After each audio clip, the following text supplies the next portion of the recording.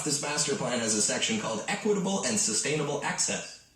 Some of the priorities there include, quote, promote alternative transportation to gradually reduce the impact of motor vehicles on the park.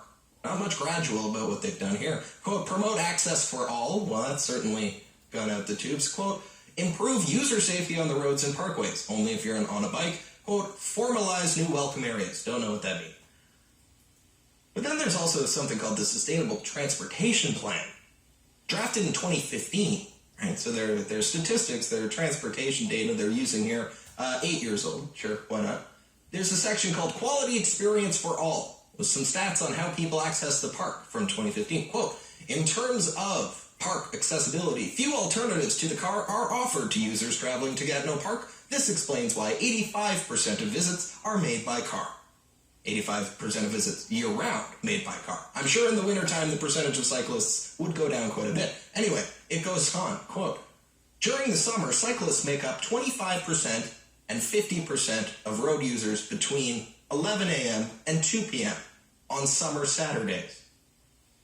25 and 50% on summer Saturday. The sharing of parkways by both drivers and cyclists is a major concern for many cyclists and several drivers. The absence of shoulders on parkways limits the amount of space available for these two types of users, thereby creating a feeling of insecurity. End quote. No paved shoulder. Cyclists told the NCC they didn't like that the shoulder of the road wasn't paved. The NCC's solution? Close the road. You can't make this stuff up. 750-1310. We'll get to the rest of the calls here. Up first is Susan from Ottawa. Susan, you're on the air. What do you say? Okay, I'm calling in to deal with the Russell statements. He said he was an avid user, and prior to this whole anti-car policy by the NCC, he didn't see that many cars in Gatineau Park when he used it.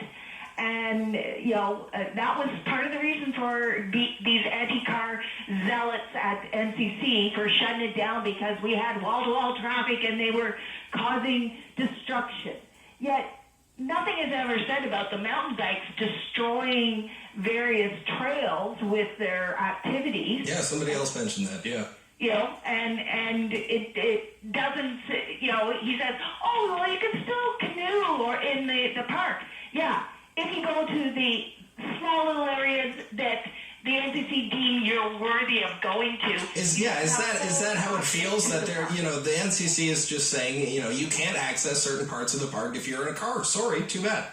Yeah, exactly. Okay. And I'm sorry, I didn't know that certain classes of Canadians are full Canadians and the rest of us, the majority of us, are second class citizens. All right.